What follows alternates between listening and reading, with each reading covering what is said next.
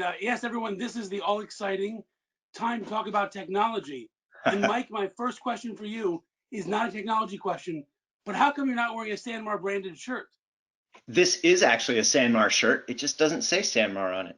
It's Oh, actually well, next time have it say SanMar on it so we all know, hey, it's SanMar. But fair okay, so enough. SanMar, of course, is, a giant supplier in the industry, selling all kinds of products, and you've done a lot with technology, currently and before this crazy situation we're in right now. So tell us, what is your philosophy about how to apply technology in SanMar, and how are you utilizing technology to serve the industry? Yeah, great question, and thanks for having me. I think from SanMar's perspective, technology is a tool we use to try and help our customers be successful. So we don't approach technology just for technology's sake. It's always with what's the end goal? What are we trying to achieve? How are we helping our customers be more successful? And what's the technology that might underpin that kind of success? So we look at projects and in our investments in that way. How does it help our customers? Because if our customers are successful, then we're successful. And so, changing over time in terms, we, like everybody else, kind of got hit with everybody goes home. So now how do we connect with people? So our investments in that are about empowering our sales staff to work with their customers, our connection with our employees. It all goes back to that. What's the end goal? What's the business objective you're trying to achieve? And a lot of times technology helps with that. But if you start with just, I want to do some cool technology, I think you can often do a lot of things that don't really lead to benefits. That's for sure. And I know SanMar, gosh, for many years has had a pretty remote workforce, has been big believers of working from home. Sure. So what did you learn through that process that has helped you in this today's environment? And then, by the way, on that topic, how many employees do you now have working from home, and how does that compare to what it was before the pandemic started? And before you even answer that question, sorry, I want to remind everybody. Hold on, I'm about to write these down. I'll come back. I'll remind you what they were. Yeah. But I want to remind everybody, you can ask questions in the chat, so please do so. But back to Mike. So my questions really are, how many people do you now have working from home versus what you did before? And what did you learn in the process over many years having people work from home? Yeah, from a like number of people working from home, look, our largest contingent of employees still goes into their workplace every day because they work in a distribution center, and you can't virtually pick up a t-shirt and put it in a box and ship it to somebody, right? So thousands of our employees are still going into their workplace every day.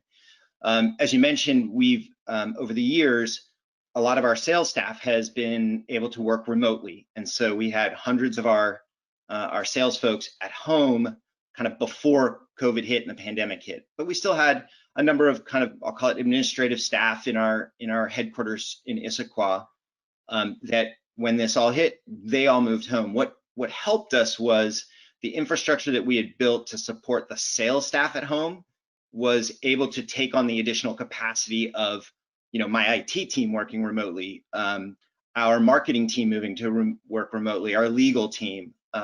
So it's basically now like, I don't know, 25% of our folks are working from home.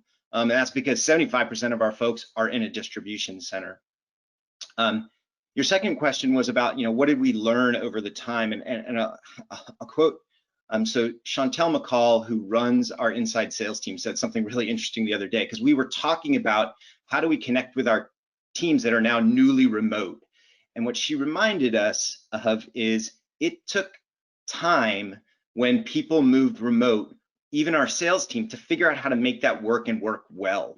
And so, you send everybody home and you say, okay, well, now how are you engaging with your team? And it's like, the answers for that aren't simple and easy, and there's not really one answer that solves it for every team. The best thing you can do is ask yourself those questions, come up with ideas about how to connect with them. And I think one of the things we've benefited from is Chantel and her team have this experience over the years about how to make sure her team is able to be focused and how they're able to be productive and yet not working 15 hours a day, because it's really easy to go to your computer in the morning and then stay there and you don't get up for dinner. Like all of those things they've already experienced, and they're sharing their knowledge with us who are who have new employees working remotely to be able to manage them well.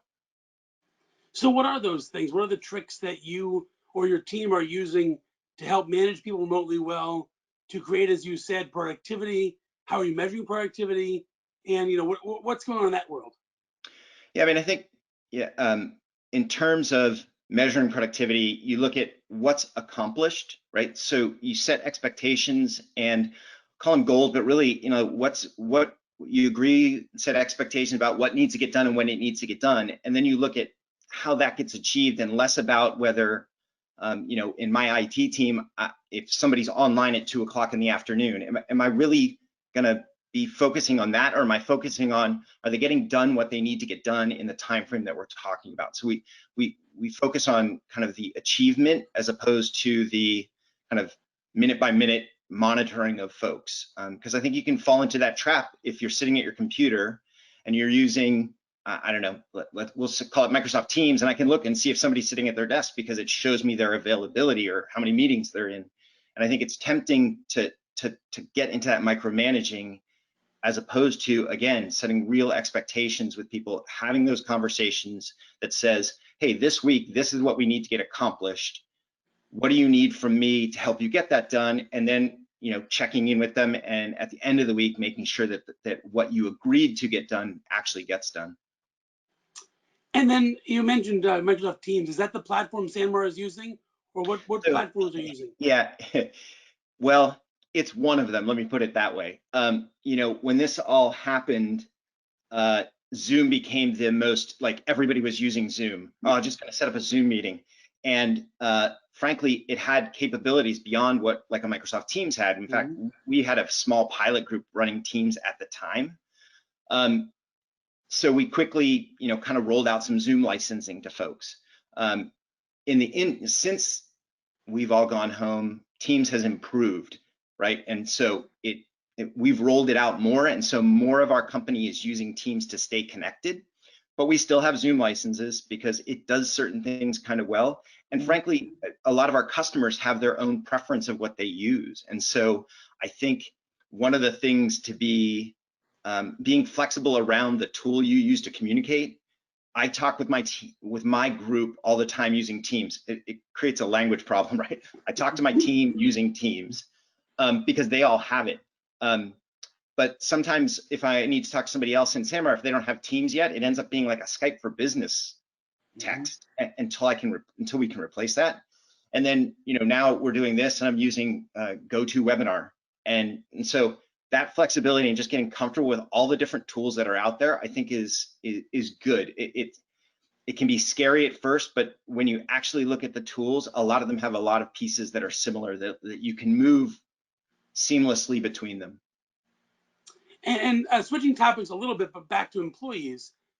One of the questions I hear a lot from people when I talk to leaders of companies is their worry about how do they create engagement with employees? How do they create connectivity? How do they transfer their culture? How is SanMar doing all of those things? And what have you learned again in the past few years of being remote with some segment of your workforce? Yeah, I think it's easy to do simple things. You can do the, hey, let's do a Zoom happy hour at 5 o'clock and everybody get on. And I think a lot of companies did that early, and it had some uniqueness to it. But I think we may be reaching a point of diminishing returns around that Zoom happy hour. Like, you want me in another meeting, another Zoom meeting. I just did 20 of them today, and now I'm going to do another one.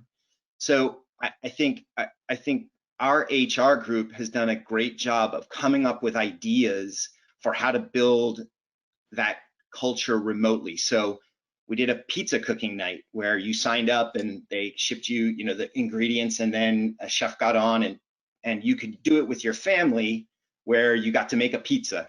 And they did that with, painting as well, a la Bob Ross. And so I think if you spend some time thinking more than about like, hey, let's just all get together and have a glass of wine or a beer or a water or whatever it is, that you come up with these kind of engaging ways to talk to people during that time, it helps build the culture in this remote setting.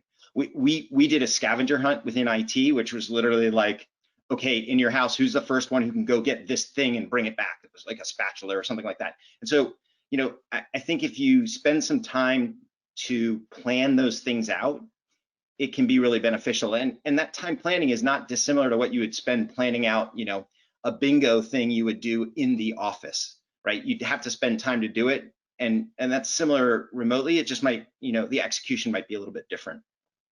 And are most things you're doing within departments, or are they cross-departmental, or how's it working in that regard? It's both. It's both. So like the scavenger hunt we did within IT, but the pizza was done by HR, and it was kind of anybody within the company who wanted to participate could do it. And I think that speaks to kind of SanMar's culture. We have a corporate culture, right? That's the whole company, and then groups have their own culture that they want to build, and team cohesiveness maybe is better than thinking of it as a separate culture. But there's a cohesiveness you want out of your team, and to do that, you need to kind of do things as a team as well as a company as a whole. Definitely. And so let's switch back to the general idea of technology in the industry. Sure. At our company or at ASI, I host lots of meetings with our team members, and I always ask them what I call my magic wand question. So I'm going to ask you, Mike, as well. So if you had a magic wand for the industry, technology-wise, and you could make one big change in the industry, what would you change about the industry utilization of technology? Oh, well, I had an answer until you said utilization of technology. If I wave my wand and make one thing, if I could make one thing better for our industry, it would be eliminate ransomware and viruses and those things, right? Like that is, and it's not unique to our industry, but it is one of the things that I worry about a lot.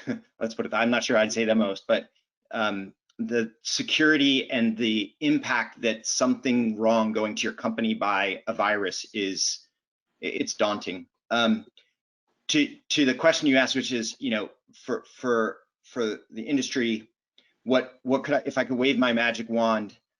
That's a tough one, because I think the scope of our industry is so diverse that the answer kind of depends on where you go. Like, as a technologist who wants to exchange data with my customers, I'd love it if we all called blue blue. But I know from a marketing standpoint, I want glacier blue, and I want Hawaiian blue, and I want all these different blues, and I think that's an okay thing to do.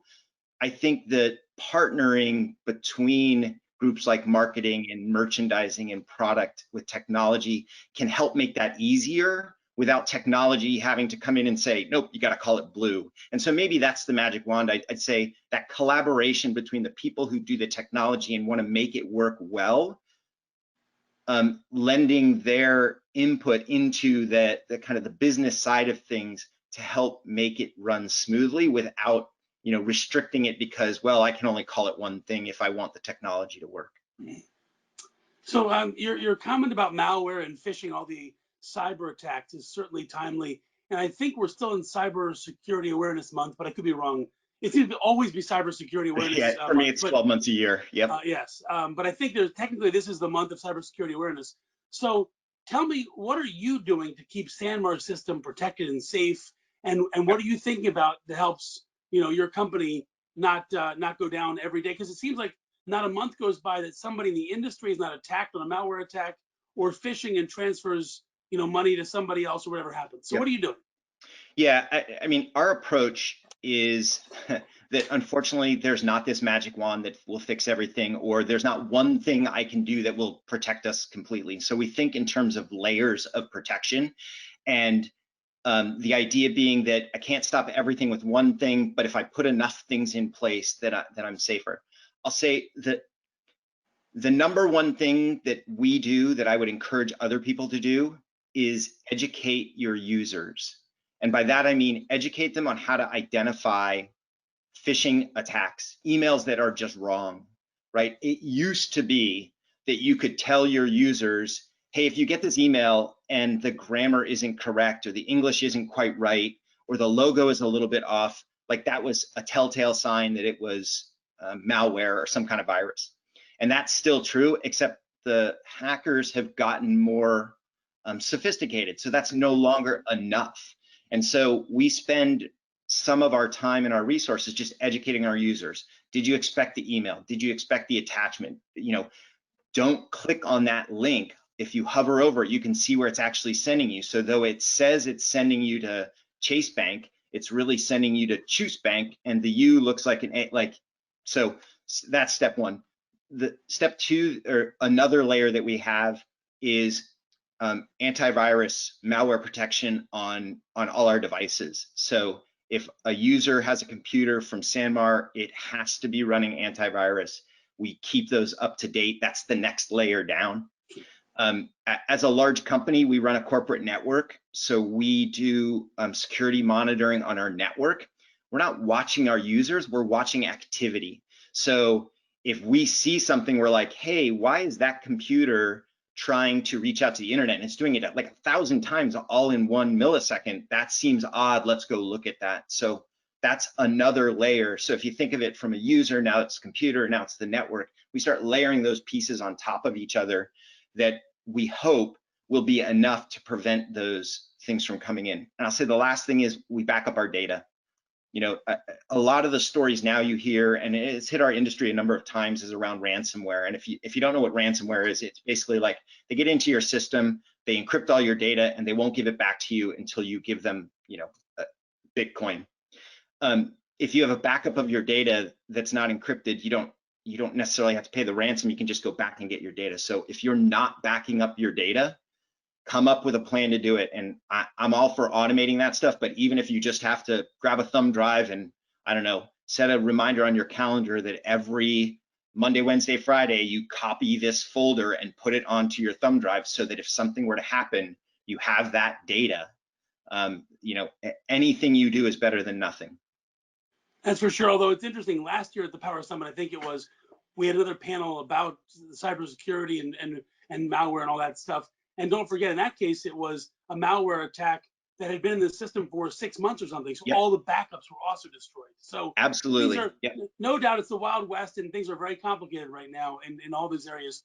So for other leaders on this call today, how are you deploying that education for employees? Are you using a third-party vendor who provides, you know, video and automated testing after the fact? Or are you doing it yourselves, or how are you deploying the education for your employees?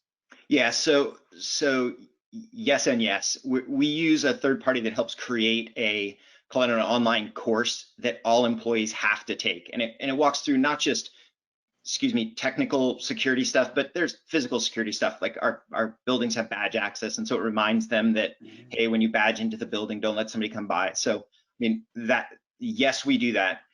We also do occasionally we do our own phishing testing. So we use there's a company called KnowBe4, and the 4 is the number 4. KnowBe4, that you can do like free phishing testing of a group. So we'll take a small group, maybe the sales team, and we'll shoot them a phishing email, and we'll track who clicked on the link that they shouldn't have clicked on. And then we'll use that as an opportunity to reinforce to those users, hey, here's why you should have recognized that this was not legitimate. And it's a chance to reinforce the things that the online course teaches them. You mentioned physical security as well with doors. I was on a cybersecurity call this week, and someone mentioned that they were attacked because someone walked into their building behind an employee with a stack of envelopes, went to people's desks and saw their name tags, wrote on the envelopes the person's name and said, you know, Bob, check out this file on a USB stick, and we put it in the computer. It created the malware right there. And so people are obviously not thinking about that kind of attack every day. So we only have a couple minutes left. As you think about the advice you'll give to people on this call, whether they are technology officers or business leaders, what are the things that you want to tell people to be thinking about right now to help succeed in the future? Yeah, I think if one thing became obvious during this pandemic, right, our industry prides itself on connection with customers, right? It's shown, right? It's the trade shows, it's the in-person visits, and I've heard the other speakers. I do think those things will be coming back, but I think there's an opportunity to use technology to help with those. So maybe there are virtual trade shows, and how are you going to participate in those, whether it's until this pandemic's over or afterwards when it becomes this part virtual, part in person. How are you setting yourself up to participate in those things? When you have customers that you're used to going and visiting every day, and for a while you can't, and now maybe after the pandemic, they're like, well, maybe you don't need to come. What can we do virtually, right? They've seen what virtual can do. So how are you setting yourself up to be able to present to somebody virtually, even in the future? And yes, some of it may be in person and some of it may be virtual. And I think the flexibility that you have as a company to adapt to this kind of new way of connecting with people will be a good investment. Well, great, Mike. That's a great way to end it. And I'm using all the willpower I have not to use it as a launch point for a commercial for all the ASI services that do everything you described. So I'm Fair very enough. proud of myself. I'm not talking about that stuff. I'm going to go back to Michelle. So thank you, Mike, very much for your time. We appreciate it greatly. Michelle, back to you.